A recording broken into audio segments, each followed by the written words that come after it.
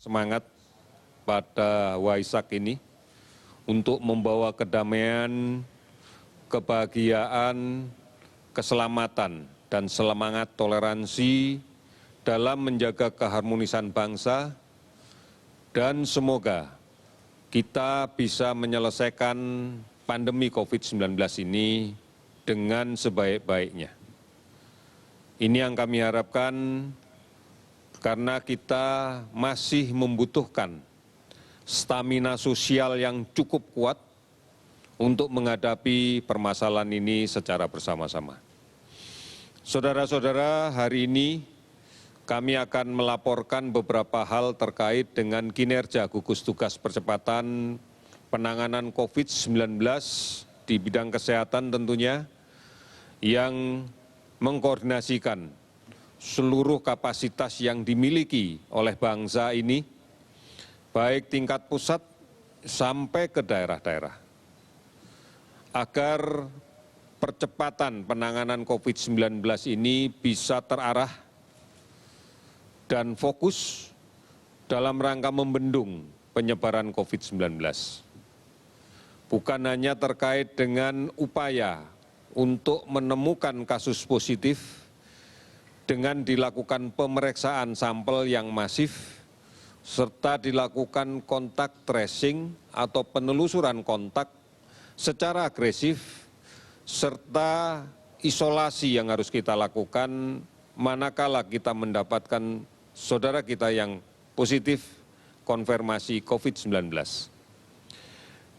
Kemudian kita juga menginginkan ada perubahan perilaku pada masyarakat dalam rangka untuk mendapatkan layanan konsultasi medis.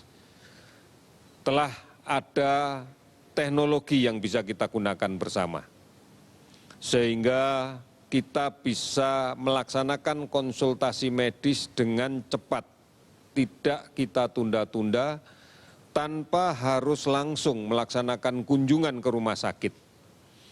Sudah barang tentu ini akan lebih menguntungkan karena juga akan mengurangi kemungkinan terjadinya resiko tertular penyakit pada saat kita dalam perjalanan menuju rumah sakit atau pada saat menunggu saat konsultasi medis di rumah sakit. Silakan menggunakan layanan telemedicine yang telah tersedia di banyak tempat. Kemudian pemerintah menyadari bersama bahwa upaya untuk menghentikan COVID-19, pandemi COVID-19 ini harus berbasis pada komunitas. Oleh karena itu, komunikasi dengan semua pihak harus kita laksanakan dengan efektif untuk suatu pemahaman yang sama, detail, dan mampu dilaksanakan oleh masyarakat, baik serta transparan. Ini menjadi penting. Sebagai contoh, kebijakan pembatasan sosial berskala besar hendaknya dimaknai oleh semua masyarakat melalui tokoh-tokoh panutan yang ada di masyarakat, baik tokoh agama, tokoh adat, dan sebagainya, agar betul-betul dipahami oleh masyarakat sebagai upaya untuk memutuskan rantai penularannya. Ini yang menjadi penting. Sehingga PSBB adalah kebutuhan semua masyarakat. Bukan hanya kebutuhan pemerintah yang kemudian harus dikontrol dengan ketat dan bahkan mungkin diancam dengan sanksi oleh aparat hukum, aparat negara hanya untuk menjalankan PSBB ini. Tetapi menjadi kesadaran yang tumbuh di dalam masyarakat sendiri, yang berdisiplin dengan suatu keyakinan yang kuat untuk menghadapi pandemi COVID-19 ini. Ini yang menjadi penting. Disadari bahwa dampak dari upaya untuk memutuskan rantai penularan ini tentunya akan memberikan dampak yang tidak baik atau dampak yang negatif bagi beberapa saudara-saudara kita. Di antaranya ada yang kemudian terpaksa harus kehilangan pekerjaan, terpaksa harus kemudian tidak bisa mendapatkan penghasilan yang biasanya rutin didapatkan tiap hari. Oleh karena itu pemerintah akan memberikan jaminan, bukan hanya masalah stimulus ekonomi tetapi juga jaminan logistik yang lancar. Baik dari pusat sampai ke daerah, sampai ke gudang-gudang, sampai ke masyarakat pada pengguna akhirnya. Dan kemudian stimulus ekonomi pun juga fokus untuk memutuskan rantai penularan dan tepat sasaran. Inilah bagian dari upaya kita secara keseluruhan, karena peran masyarakat sangat besar di dalam kaitan ini. Diperlukan toleransi yang luar biasa, diperlukan gotong royong yang terus-menerus dan tidak terputus, agar semuanya bisa kita laksanakan dengan baik. Pemerintah bekerja keras untuk memastikan bahwa respon ini bisa berjalan dengan lebih cepat lagi. Bisa kita selesaikan lebih cepat lagi. Jejaring pengaman sosial bisa melindungi masyarakat yang membutuhkan. Oleh karena itu, kita harus mematuhi ini dan merasakan ini sebagai kepentingan kita. Tokoh-tokoh panutan masyarakat menjadi kunci di dalam kaitan merubah perilaku ini. Tokoh masyarakat, panutan di masyarakat itu dalam struktur yang terkecil adalah kepala keluarga. Oleh karena itu peran kepala keluarga untuk mendisiplinkan dan merubah perilaku sehat bagi anggota keluarganya adalah dasar dari segala-galanya.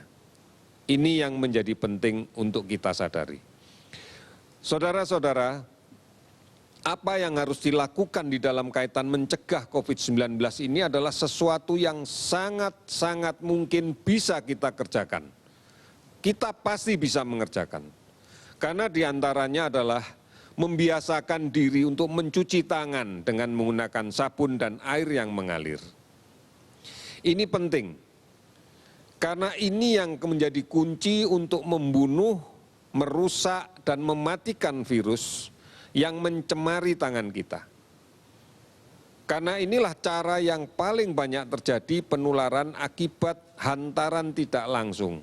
Mungkin kita bisa melindungi diri dengan menggunakan masker untuk mencegah droplet langsung.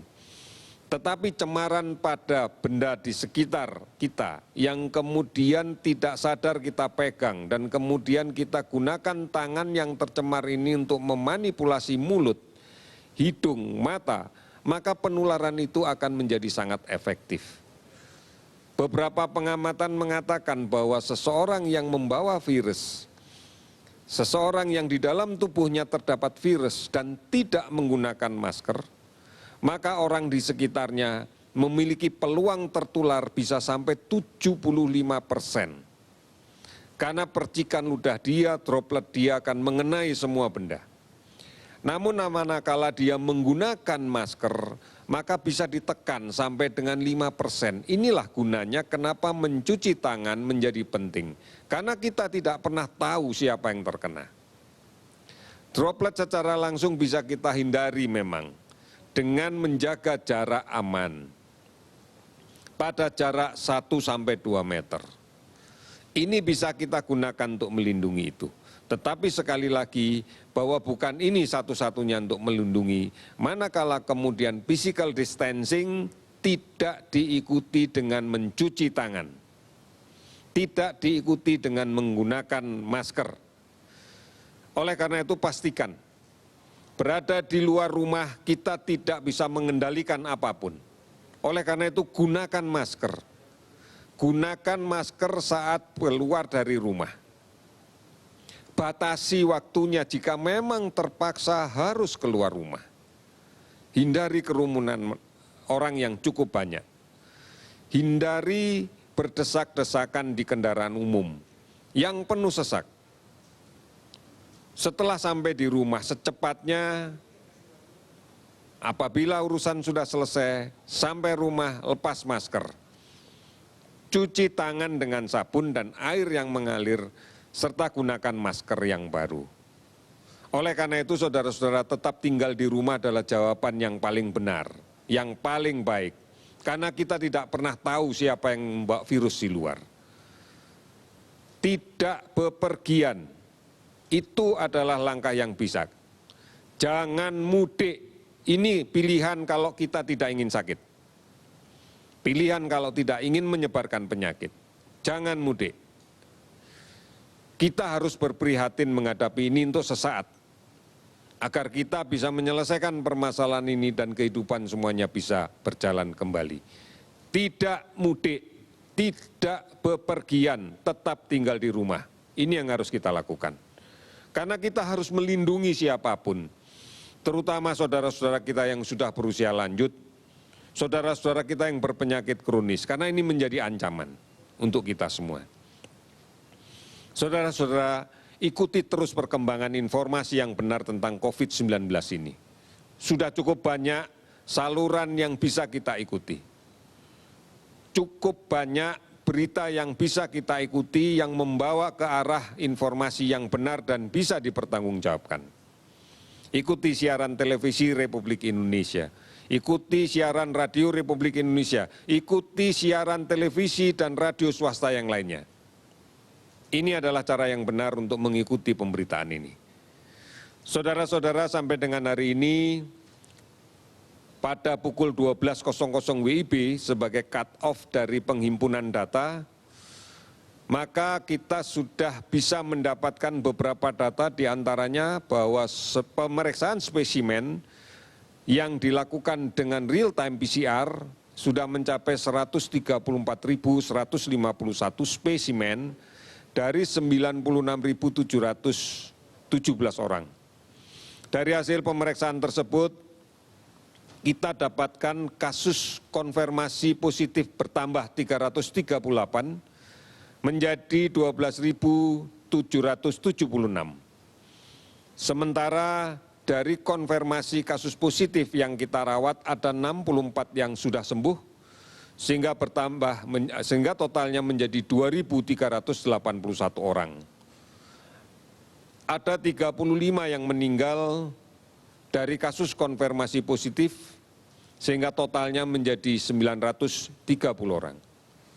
ODP akumulatif 243.455, 200.000 lebih sudah selesai dipantau dan dinyatakan sehat. PDP 28.508 orang, ini masih akan menunggu pemeriksaan PCR dan sebagian sudah selesai diawasi secara khusus sehingga kemudian sudah dikeluarkan dari daftar PDP. 354 kabupaten kota terdampak di 34 provinsi. Sebaran pasien sembuh terbanyak adalah DKI Jakarta, Sulawesi Selatan, Jawa Timur, Bali, Jawa Barat dengan total keseluruhan 2.381 pasien. Oleh karena itu, gambaran-gambaran ini masih menggambarkan bahwa penularan COVID-19 masih terjadi. Gambaran di atas memberikan gambaran bahwa penularan masih terjadi. Oleh karena itu, kita tidak dihadapkan pada pilihan yang lain selain memutuskannya. Selain memutuskan penularan ini. Oleh karena itu, kita harus berperan semuanya. Mari tetap berada di rumah. Ini lebih aman. Beribadah di rumah. Majelis Ulama sudah mengeluarkan fatwa untuk menganjurkan taraweh, tadarus, dan itikaf di rumah. Oleh karena itu, jangan melanggar ini. Mari kita perhatikan kembali dan kita laksanakan fatwa Majelis Ulama. Himbauan pemerintah daerah. Oleh karena itu, Ramadan bersama keluarga di rumah. Ibadah Ramadan bersama keluarga di rumah. Ini prinsip yang akan kita jalankan. Karena resiko berada di luar rumah masih sangat sering terjadi. Mari gotong royong bersatu, kita lawan COVID ini.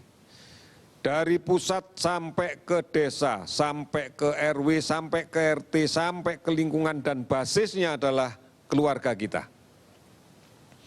Oleh karena itu mari kita harus mempersepsikan dengan tegas bahwa upaya terdepan di dalam menangani COVID ini adalah kita, adalah keluarga kita, adalah tetangga kita, adalah lingkungan kita.